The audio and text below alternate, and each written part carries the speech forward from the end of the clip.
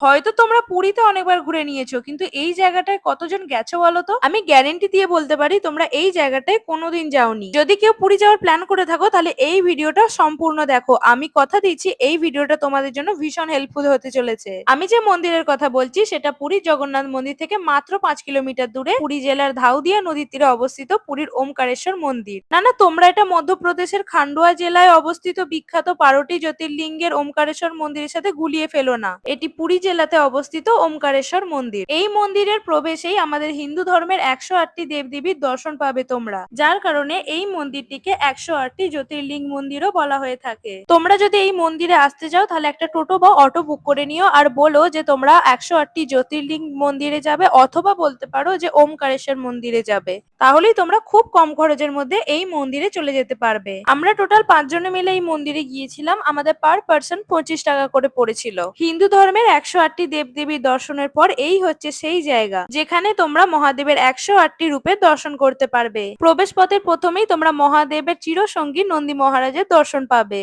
এই পুরো মন্দিরটি এমন ভাবেই তৈরি যে তোমরা এখানে প্রবেশের সাথে সাথে কিন্তু মহাদেবের দর্শন পাবে না। সর্বপ্রথম তোমাদের 108টি দেবদেবীর দর্শন করতে হবে আর তারপরে তোমরা মহাদেবের 108টি রূপ দেখতে পাবে। সাধারণভাবে দেখে তোমাদের মনে হতে পারে সব শিবলিঙ্গ এক, কিন্তু সব শিবলিঙ্গ কিন্তু একে অপরের থেকে আলাদা। মহাদেবের যেমন 108টি রূপ আলাদা, তেমন এখানে 108টি শিবলিঙ্গ একে অপরের থেকে আলাদা। উড়িষ্যার স্থানীয় বাসিন্দাদের কাছে এটি একটি গুরুত্বপূর্ণ শিব মন্দির হলেও আমাদের মতো পর্যটকদের কাছে এখনো পর্যন্ত এটি সেরকম ভাবে পরিচিত হয়ে উঠতে পারেনি। আসলে আমরা পুরী মানে জগন্নাথ মন্দিরকেই চিনি, কিন্তু তোমরা বিশ্বাস করো একবার এই মন্দিরে এলে তোমাদেরও খুব ভালো লাগবে। আমরা যখন ওখানে গিয়েছিলাম পর্যটক হিসাবে শুধু আমরাই ছিলাম, বাকি সবাই ওখানকার স্থানীয়ই ছিল।